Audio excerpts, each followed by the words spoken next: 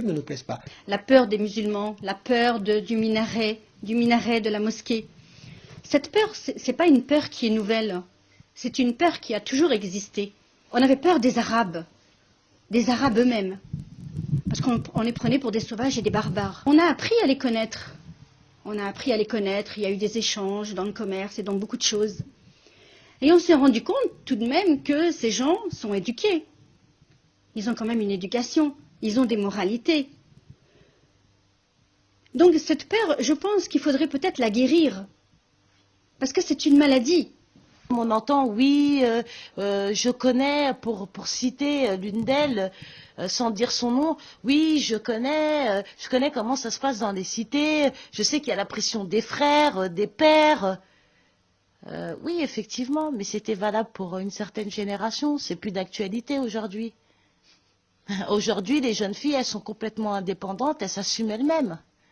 C'est fini le grand frère qui a un rôle de pouvoir, d'agression sur la sœur. C'est fini, ça c'était valable pour, je sais pas, pour la génération des 70. Voilà. Mais pour la génération des 90-2000, là, non, pas du tout. Au premier niveau, je veux quand même évoquer l'idée du cliché qu'elles viennent des quartiers, parce qu'effectivement, c'est un cliché qui est entretenu dans la société française, non seulement vis-à-vis des femmes, mais vis-à-vis des Maghrébins en général, comme s'ils n'avaient pas évolué, comme s'ils ne faisaient toujours pas partie de la société française. C'est-à-dire quand on parle du problème de l'intégration, je crois qu'une partie du problème, c'est que justement ces gens-là, entre guillemets, sont intégrés, que nous ne le supportons pas, alors qu'ils sont plus français que français. Aujourd'hui, ils sont avocats, ils sont médecins, ils sont hommes d'affaires, ils sont au Parti Socialiste ou ils sont à l'UMP. Moi, je me considère comme musulmane française. Pourquoi? Ma religion, elle m'a appris beaucoup de choses. Entre autres, elle m'a appris la tolérance. Entre autres, elle m'a appris à savoir vivre avec les autres, ce qu'on appelle, ou ce que vous appelez, ce qu'on peut appeler communément le civisme. L'islam, elle a changé beaucoup de choses en moi, en fait. J'étais un petit peu marginale avant. Même voire très marginale. Oui, j'étais de celles qui ne voulaient pas se plier, se soumettre à la société, à l'État. Et en fait, l'islam, elle m'a appris que non. Je rejetais en fait la société. Voilà. Et l'islam m'a appris à l'accepter. L'islam, elle m'a appris qu'il fallait être tolérant, accepter autrui comme ils le sont, partager, apprendre avec les erreurs de soi et les erreurs des autres, vivre ensemble. On ne peut pas nous interdire d'être ce qu'on veut être. Ça, c'est pas possible. Si la loi passe,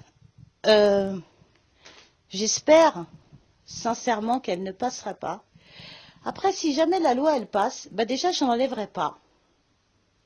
Et il faut dire une chose. C'est que pour l'instant, on est là, on ne dit rien et on encaisse. Simplement, il y a le Parlement européen qui défend très bien les droits de l'homme. S'il faut aller jusqu'à là-bas, on ira jusqu'à là-bas. On ne peut pas nous interdire d'être ce qu'on veut être. Ça, c'est pas possible. Et ça va à l'encontre du droit de l'homme, et après, du droit de la femme. Parce que là, il y a deux droits qui se jugent. Le droit de l'homme, avec un grand H, en tant qu'humain, et le droit de la femme. Donc moi, je dis tout simplement, la loi, elle passe. Très honnêtement, je ne l'enlèverai pas. Moi, je suis heureuse comme je suis. Et demain, si je dois, si on enlève le voile à certaines femmes, eh bien, vous ferez souffrir beaucoup de femmes. Avant que l'on parle, qu'il y ait cette polémique sur le niqab, les femmes sortaient. Elles sortaient, elles allaient faire ses courses, elles allaient à la mosquée quand elles le pouvaient ou quand elles avaient le temps, parce qu'elles ne sont pas obligées d'aller à la mosquée. La femme n'est pas obligatoire, elle n'est pas obligée d'aller à la mosquée. Donc elles sortaient, elles allaient un petit peu à la mosquée pour chercher un petit cours de spiritualité, pour essayer de se retrouver, pour se retrouver spirituellement, tout simplement. Et depuis cette polémique, avec l'histoire du voile intégral, eh bien, je peux vous assurer qu'il y a énormément de sœurs que moi je connaissais que je ne vois plus. Ces femmes qui portent le voile intégral, elles me font beaucoup de peine. Honnêtement, elles me font beaucoup de peine. Pourquoi?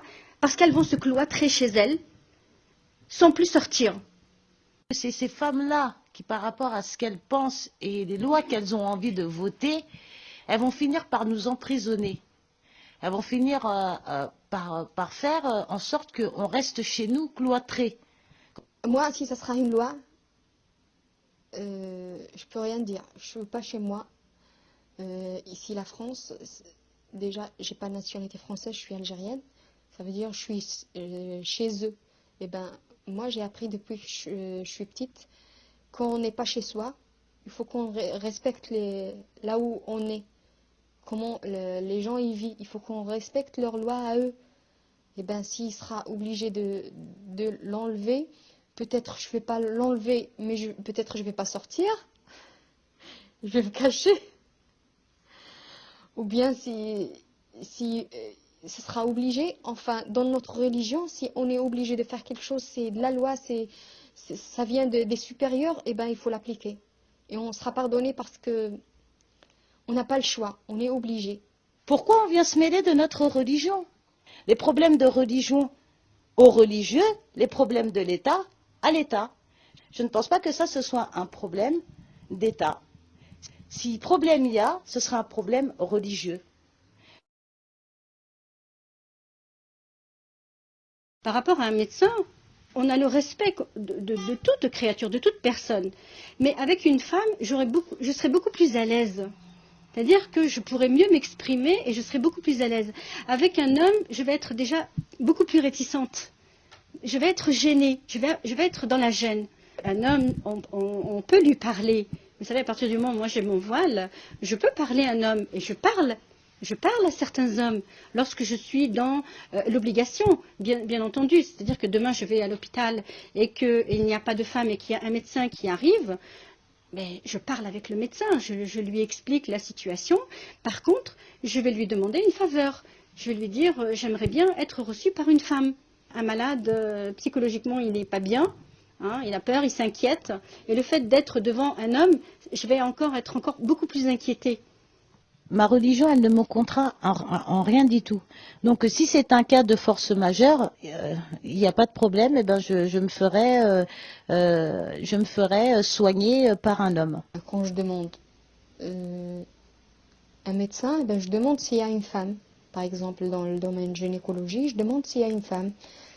Je vois que même les femmes qui portent pas le djilbab, il y en a des femmes qui ils veulent passer chez des femmes. Eh ben, c'est un droit. Eh ben, je demande s'il y a une femme, eh ben, s'ils me disent oui, je prends une femme. S'il n'y a pas une femme, eh ben, je prends un homme. C'est une nécessité, il faut. Hein. C'est la médecine, c'est pas le. Je vais pas y aller là-bas pour danser. Moi, je vais y aller pour me guérir.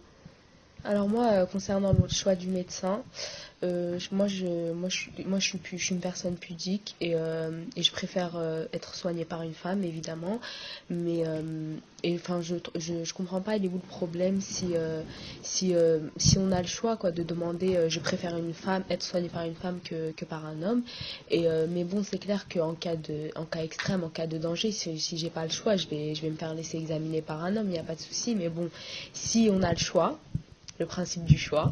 Donc je choisis une femme. Mon médecin traitant, c'est un homme. C'est un homme parce que, on va dire, j'ai pas eu le choix, mais comme c'est un médecin qui m'a suivi depuis que je suis petite, eh bien, je l'ai gardé. Je l'ai gardé parce qu'il est bien. Et puis, je me suis pas vraiment posé la question parce qu'en plus, je le consulte pas régulièrement. C'est le médecin de la famille en fait, et il nous a suivis, il nous connaît très bien. Et il connaît la famille, il connaît mon père, il connaît ma mère, donc il y a une certaine confiance. C'est comme un ami, donc il n'est pas du tout musulman, donc on l'a gardé parce que voilà, parce qu'il est compétent. Si je suis amenée à consulter un gynéco, je consulterai un gynéco femme parce que c'est important et c'est clair que je serais pas du tout à l'aise si j'ai un homme en face de moi. C'est mon intimité et pour justement faciliter la démarche de soins, j'estime que choisir une femme pour moi c'est beaucoup plus